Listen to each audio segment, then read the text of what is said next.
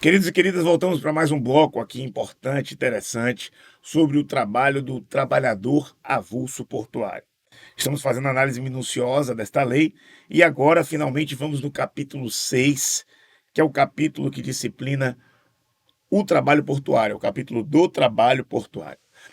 Vejam, trabalho portuário, trabalho realizado nos portos, você não pode esquecer para sua prova. Tem aqui os portos diversos, tem a parte que vai conceder, tem a administração portuária, maravilha. Não esqueça que quando eu falar de trabalhador avulso portuário, eu tenho que passar pela existência de um órgão de gestão de mão de obra. Deve existir a constituição de órgão de gestão de mão de obra. Por quê? Porque o órgão de gestão de mão de obra vai exercer a função de intermediário, a função de intermediação. Ele vai ficar será um mediador entre o trabalhador avulso portuário e os respectivos, os variados, os múltiplos tomadores de serviço. Eu preciso necessariamente do órgão gestor de mão de obra para fazer essa intermediação. Eu quebro o próprio conceito de trabalhador avulso. Porque o trabalhador avulso ele vai ser chamado, existem diversos trabalhadores avulsos, existe uma ordem para chamado que deve obedecer também um critério de impessoalidade. E esse trabalhador avulso, ele vai ser intermediado, o trato dele não é direto no que pertine a essa negociação, que ajusta a prestação laborativa, a prestação de serviço, por esse órgão de gestão de mão de obra. Este é o órgão intermediador. Não esqueçam, quando eu falar de trabalhador avulso não portuário, o órgão de intermediação é o sindicato. Isso não pode ser objeto de erro em prova.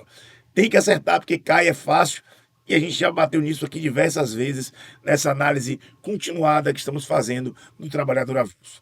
Dando continuidade agora, vamos nos debruçar na lei a partir do artigo 32. Olho na tela, olha para cá.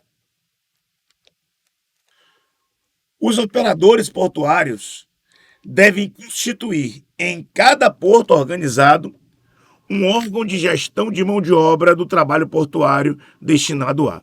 Então veja, quando eu falar de operador portuário, que é uma pessoa jurídica, não confunda operador portuário com trabalhador portuário. O operador portuário vai ativar, vai utilizar a energia, a prestação de serviços dos trabalhadores portuários. O operador portuário é a pessoa jurídica. Deve constituir em cada porto organizado um órgão de gestão de mão de obra. É este órgão de gestão de mão de obra, que vai fazer o quê? Intermediar a relação entre os avulsos e os respectivos tomadores de serviço. O artigo 32 caput fala, portanto, da importância da implementação do órgão, o órgão de gestão de mão de obra. Os operadores portuários devem constituir em cada porto organizado um órgão de gestão de mão de obra, órgão do trabalho portuário destinado a. Qual é a finalidade, portanto? Qual é a destinação?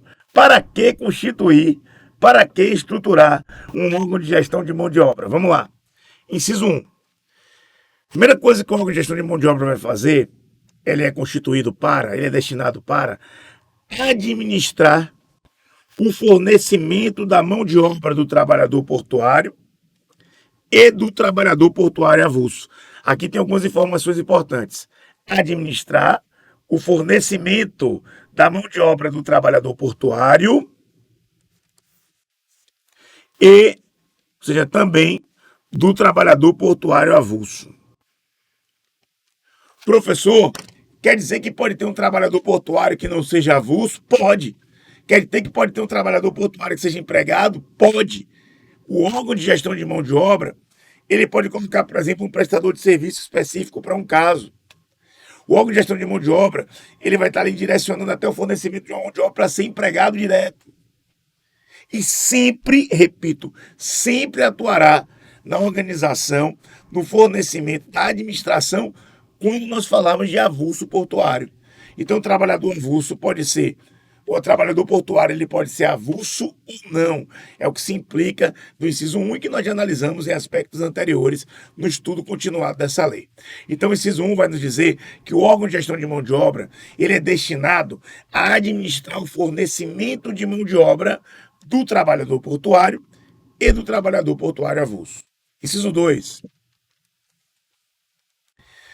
Manter com exclusividade, olha só, manter com exclusividade, ou seja, apenas ele manter com exclusividade o cadastro do trabalhador portuário e o registro do trabalhador portuário avulso.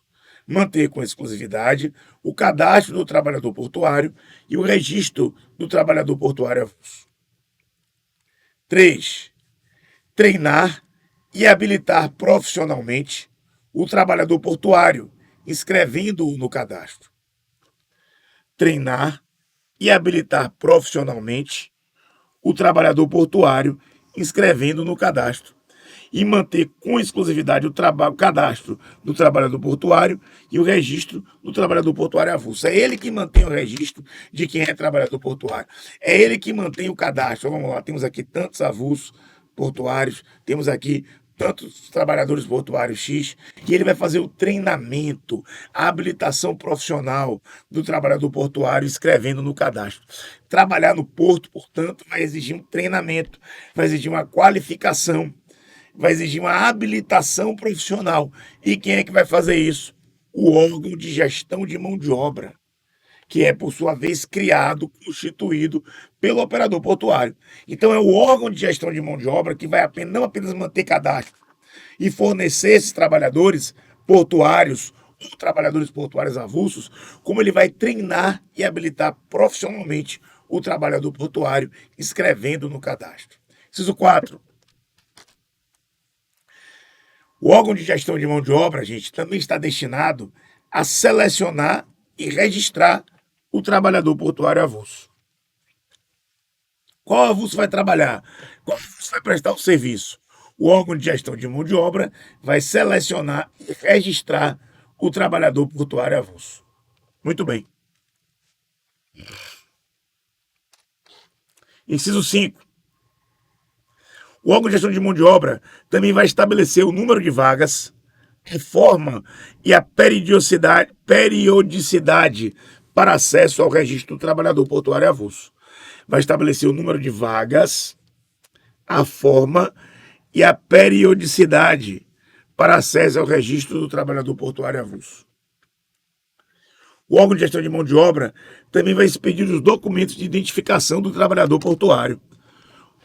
Todo profissional tem o seu documento de identificação profissional. Quem vai dar esse documento de identificação, que inclusive muitas vezes vai ter valor de carteira e identidade nacional, é o órgão de gestão de mão de obra. Ele vai fornecer os documentos de identificação, assim como vai estabelecer o número de vagas, a forma e a periodicidade para acesso ao registro do trabalhador avulso portuário. Tudo bem? Isso é todas essas responsabilidades, todas essas atribuições estão aqui no órgão, no órgão de gestão de mão de obra. Olhe para esse desenho aqui no quadro. Está aqui o trabalhador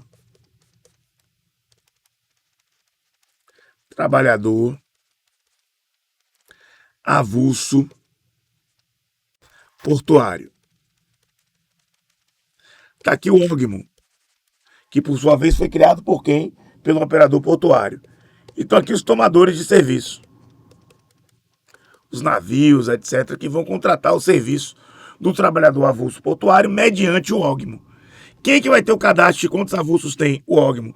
Quem é que tem exclusividade nesse cadastro? O órgão. Quem é que vai estabelecer o número de vagas, a forma e a periodicidade do acesso? O órgão. Como a gente viu aqui anteriormente.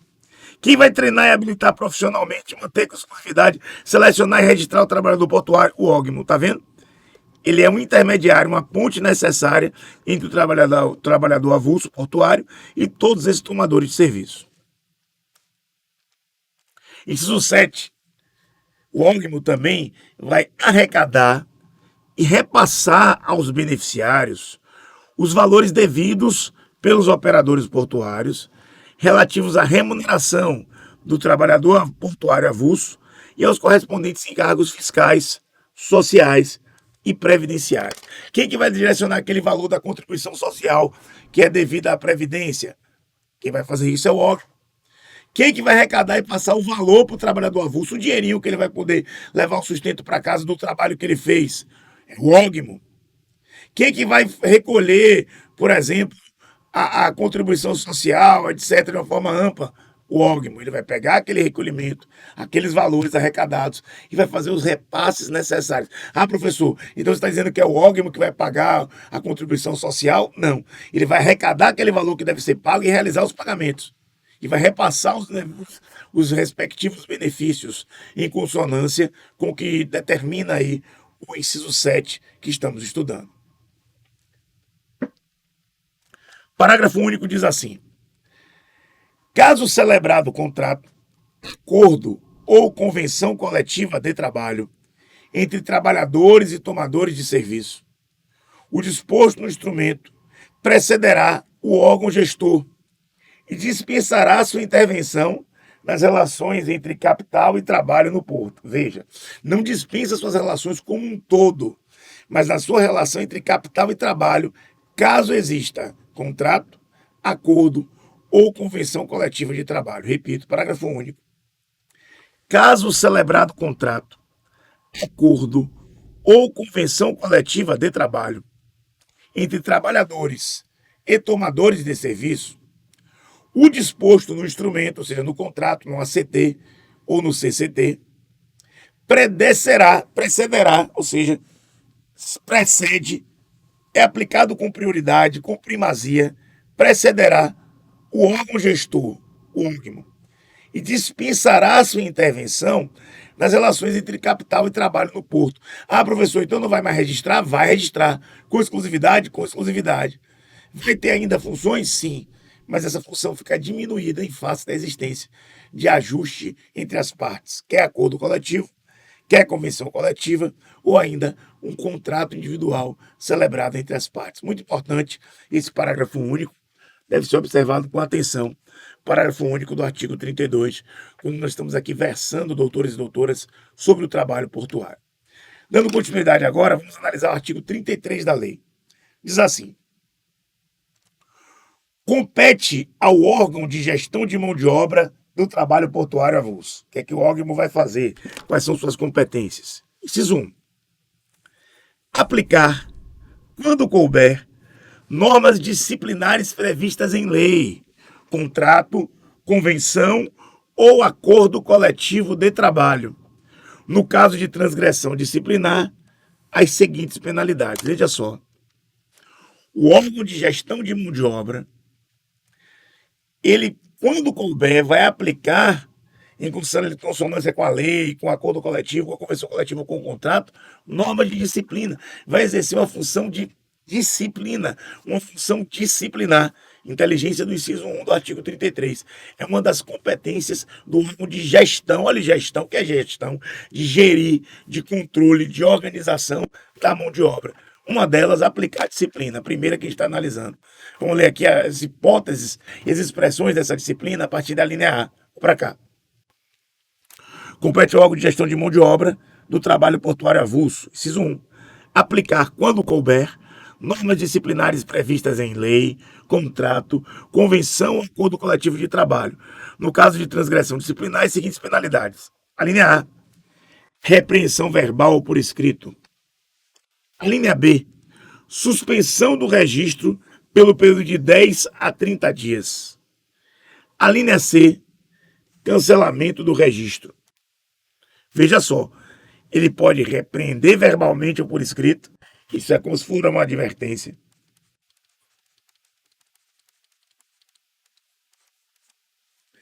Ele pode suspender do registro pelo período de 10 a 30 dias. Está aqui uma suspensão. A suspensão é a modalidade de suspensão do contrato de trabalho. Não há trabalho, também não há salário, não há recebimento de qualquer valor. Naqueles dias que ele está suspenso, ele não recebe nada, ele não está trabalhando. É como se a eficácia do contrato, que aqui não é contrato de trabalho, mas um contrato avulso, fica suspenso. É o mesmo raciocínio. E a linha C, o cancelamento do registro, que é a pior das sanções disciplinares que pode acontecer para esse trabalhador avulso portuário. Então, a primeira coisa que ele vai fazer é disciplina.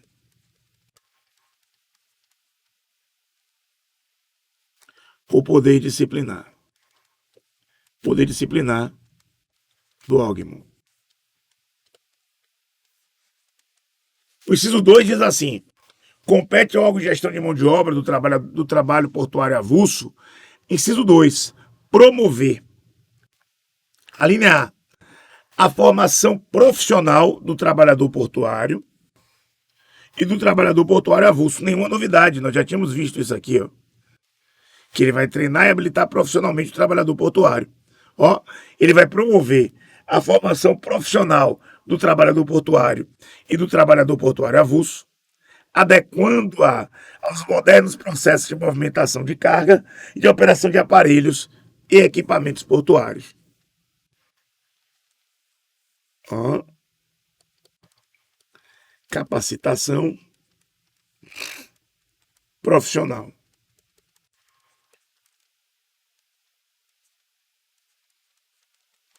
Pode resumir assim: se aqui em cima ele exercer um poder disciplinar, na hipótese do inciso 1 e suas alíneas, na hipótese do inciso 2 e suas alíneas, nós vemos o quê? A capacitação profissional realizada pelo órgão de gestão de mão de obra. Ele vai promover, a linha A, a formação profissional do trabalhador portuário e do trabalhador portuário avulso, adequando-a aos modernos processos de movimentação de carga e de operação de aparelhos e equipamentos portuários. A linha B diz assim: o órgão de gestão de mão de obra ele vai promover o treinamento multifuncional do trabalhador portuário e do trabalhador portuário avulso. Treinamento multifuncional. Ele é habilitado, capacitado para várias funções. Ele vai operar aparelho, ele vai movimentar a carga, ele vai mexer na internet para poder abrir, por exemplo, a comporta do porto. Ele vai saber lidar com as tarefas de maneira multifuncional. Um entendimento circular daquela atividade, isso é muito importante. Para cá. A linha C. Criação de programas de realocação e de cancelamento do registro, sem ônus para o trabalhador. Tudo isso aqui vai ser efetuado, vai ser promovido pelo órgão de gestão de mão de obra. Agora, o órgão de gestão de mão de obra também tem outras competências. A competência, por exemplo, aqui do linha 3, do inciso 3. Ó. Já vimos isso, mas é importante sempre repisar. Compete ao órgão arrecadar e repassar aos beneficiários contribuições destinadas a incentivar o cancelamento do registro e a aposentadoria voluntária. Vamos lá? Compete ao órgão arrecadar e repassar aos beneficiários contribuições destinadas a incentivar o cancelamento do registro e a aposentadoria voluntária. A linha 4 compete ao órgão arrecadar as contribuições destinadas ao órgão do custeio, de acordo com a lei 8.212, a chamada lei de custeio previdenciário. Essa arrecadação aqui vai ser feita por quem? Pelo órgão. Ele arrecada e repassa, ele arrecada e destina o valor. Inciso 5. O órgão é competente para zelar pelas normas de saúde, higiene e segurança no trabalho portuário avulso. Então tem que ter um EPI, tem que ter um equipamento de proteção, tem que ter uma corda específica, tem que ter uma bota de borracha ou não adequada. Quem é que vai zelar por essas normas de saúde, higiene e segurança? De acordo com o inciso 5 da lei, é o órgão de gestão de mão de obra. Inciso 6.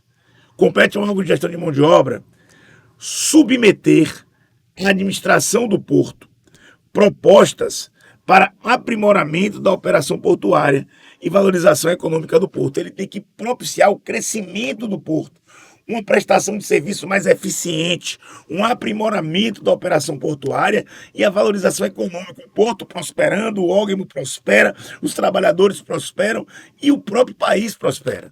Então, essa é uma das finalidades, é uma das competências estabelecidas, direcionadas para o órgão de gestão de mão de obra, à luz do inciso 6. Parágrafo 1º diz assim: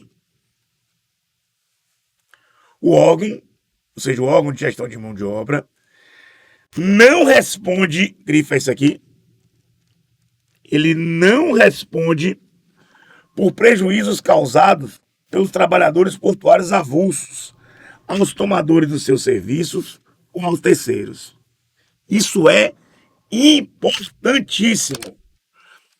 O ógmo, que vai exercer uma função disciplinar, o ógmo, que vai arrecadar as normas, os valores para o custeio previdenciário, o ógmo, que vai fiscalizar se aquele trabalhador avulso portuário está utilizando equipamentos que garantem sua saúde, segurança e a higiene do porto. O ógmo que vai fazer tudo isso, repito, ele não responde pelos prejuízos causados pelos trabalhadores portuários avulsos aos tomadores do serviço e aos terceiros. Estava transportando a mercadoria, quebrou. Não é o ógmo que responde. O ógmo não responde pelos trabalhadores portuários avulsos. Repito, o ógmo não responde pelos prejuízos causados pelos trabalhadores portuários avulsos. Não tem responsabilidade jurídica. O ógmo não responde por prejuízos causados pelos avulsos portuários. Não responde. O órgão de gestão de mão de obra não responde pelos prejuízos causados pelos trabalhadores portuários avulsos aos tomadores de seus serviços ou a terceiros. Isso é muito importante. Você não pode colocar o polo passivo da demanda. Olha para cá. Você não pode apresentar uma demanda colocando o trabalhador X e ógmo. Não tem legitimidade passiva ad causa para figurar na relação processual. Ele vai, com base nesse parágrafo primeiro aqui, alegar da ilegitimidade passiva ad causa. Sujeito X apresenta essa reclamação trabalhista, pleiteando indenização em face da perda de sua mercadoria que foi causada por uma conduta negligente ou até mesmo imperita, imprudente do trabalhador avulso em tal, constante no nosso cadastro. Não grado tal situação, não sabemos se aconteceu, tem acontecido ou não. Fato é que este órgão de gestão de mão de obra não pode ser por ela responsabilizado em face de expressa vedação legal.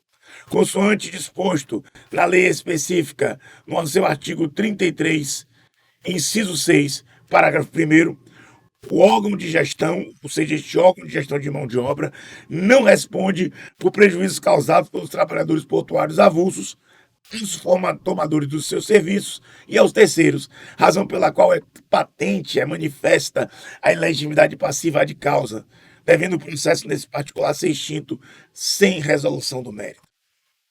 É isso que vai se fazer. Vai se abrir uma contestação, um tópico preliminar, onde se alega uma ausência de uma condição da ação, a pertinência subjetiva para figurar no passivo. Existe aqui ilegitimidade subjetiva e legitimidade ad causa, à luz do que determina o parágrafo 1º, caso o órgão de gestão de mão de obra seja cobrado por isso. Parágrafo 2º.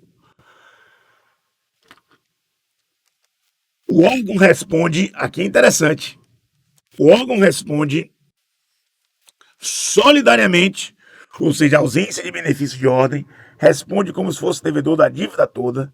Cada um dos devedores deve como se devesse a dívida toda. O órgão responde solidariamente com os operadores portuários pela remuneração devida ao trabalhador portuário avulso e pelas indenizações decorrentes de acidente de trabalho. Vejam bem que a gente não pode confundir o parágrafo 1º com o parágrafo 2º. O parágrafo 1º diz que o órgão não responde pelos prejuízos causados pelos trabalhadores avulsos portuários perante terceiros ou perante os próprios tomadores.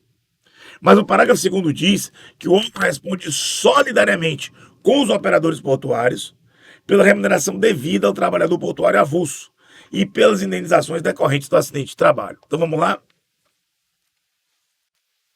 Uma coisa é o terceiro ou o tomador de serviço colocar no polo passivo da demanda o trabalhador que gerou o prejuízo e o ógmo. O ógmo vai alegar, à luz do parágrafo 1º do artigo 33, inciso 6, ilegitimidade passiva de causa e terá, provavelmente, o seu pleito, a sua preliminar acolhida. Agora, na hipótese do parágrafo 2º é diferente.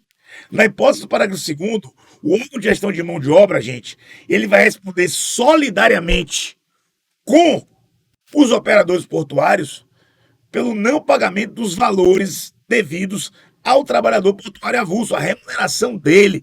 Quem que vai pagar? Ele vai ser chamado de uma responsabilidade solidária. Joãozinho, que trabalhou como operador, como estivador ali, avulso, portuário, vai apresentar demanda contra quem? Colocando quem no polo passivo? Ele pode colocar aqui, por exemplo, o órgão de gestão de mão de obra, já que ele responde solidariamente, juntamente com os operadores portuários. Isso é de uma importância vital e a gente não pode deixar de dar a devida atenção. Essa é a diferença do parágrafo 2º para o parágrafo 1º. Muito bem. Parágrafo 3º diz assim: o órgão pode exigir dos operadores portuários garantia prévia dos respectivos pagamentos para atender a requisição de trabalhadores portuários avulsos. Vou repetir. O órgão pode exigir dos operadores portuários garantia prévia dos respectivos pagamentos para atender a requisição dos trabalhadores portuários avulsos, ou seja, para não ter prejuízo. Pode fazer uma exigência anterior. Parágrafo 4º. As matérias constantes nas alíneas A e B do inciso 2 desse artigo serão discutidas em fórum permanente, composto em caráter prioritário por representantes do governo e da sociedade civil. Repito. As matérias constantes nas alíneas A e B do inciso 2, vamos ver? Inciso 2, a formação profissional do trabalhador portuário e do trabalhador avulso portuário, adequando aos modernos processos de movimentação de carga e de operação de aparelhos e equipamentos portuários. E a linha B, o treinamento multifuncional do trabalhador portuário e do trabalhador portuário avulso. Quando nós estivermos diante dessas circunstâncias, desse treinamento, dessa capacitação profissional, vai existir discussão em fórum permanente, composto em caráter paritário, ou seja, representantes do governo e representantes da sociedade civil. Esse é o parágrafo 4º.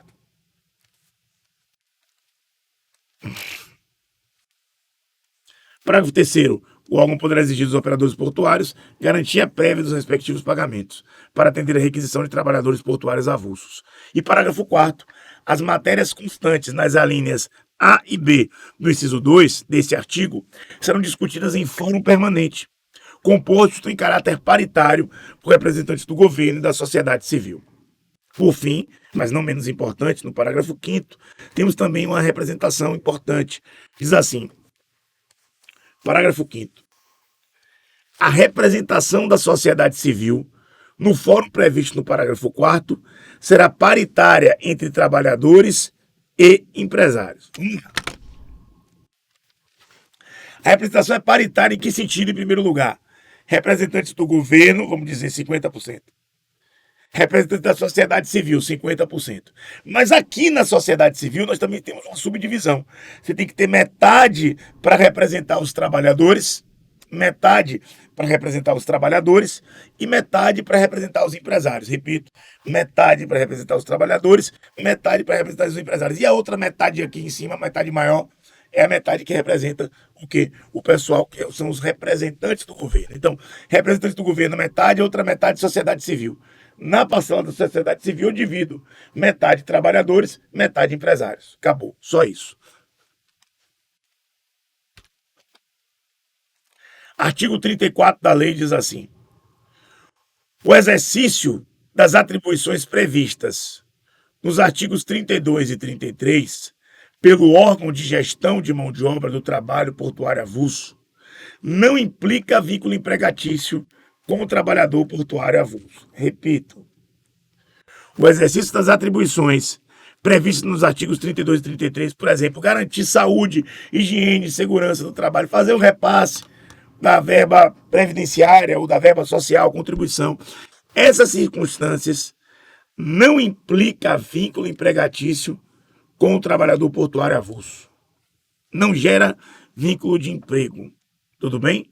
Entre o órgão de gestão de mão de obra e as circunstâncias aqui direcionadas a esse trabalhador avulso. Artigo 35, artigo importante, ele diz assim: o órgão de gestão de mão de obra pode ceder trabalhador portuário avulso em caráter permanente ao operador portuário. Repito, o órgão de gestão de mão de obra pode ceder trabalhador portuário avulso em caráter permanente ao operador portuário. Esse rapaz aqui pode ser cedido para ser empregado lá do operador? Pode. Isso é possível. Inteligência do artigo 35. Artigo 36. A gestão da mão de obra do trabalho portuário avulso deve observar as normas do contrato, convenção ou acordo coletivo de trabalho. A gestão, ou seja, a forma como você vai gerir o trabalhador portuário avulso, deve observar as normas de contrato, convenção ou acordo coletivo de trabalho. O artigo 37 da lei diz assim: deve ser constituída, no âmbito do órgão de gestão de mão de obra, comissão paritária para solucionar litígios decorrentes da aplicação dos artigos 32, 33 e 35. Ou seja, dentro do órgão, você vai criar uma comissão paritária, ou seja, com representantes da sociedade civil, com representantes do governo, com representantes dentro da ideia de sociedade civil, dos trabalhadores, dos empresários. Você vai criar um órgão de comissão paritária para solucionar litígios descritos nos artigos 32, 33 e 35.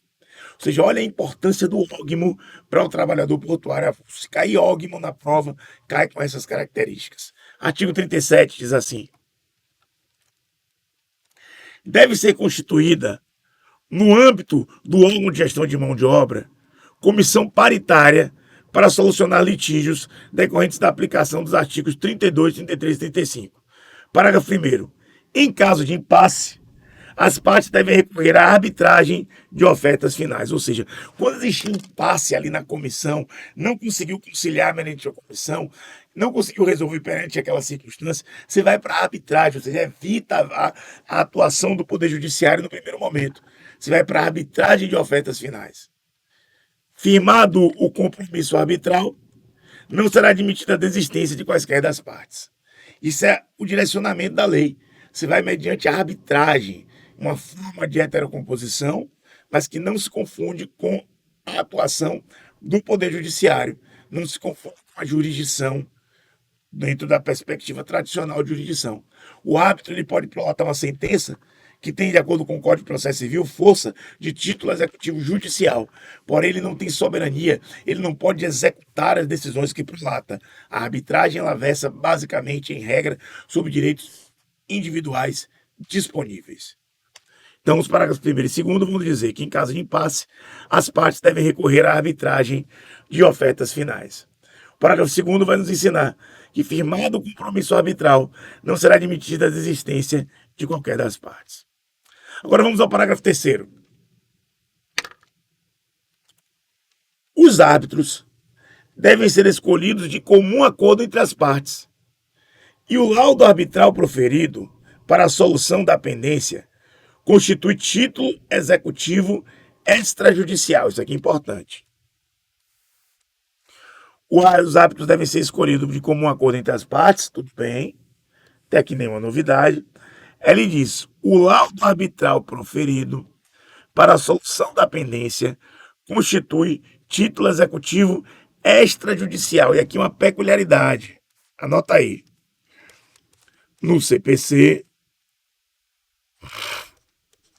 o laudo arbitral tem natureza jurídica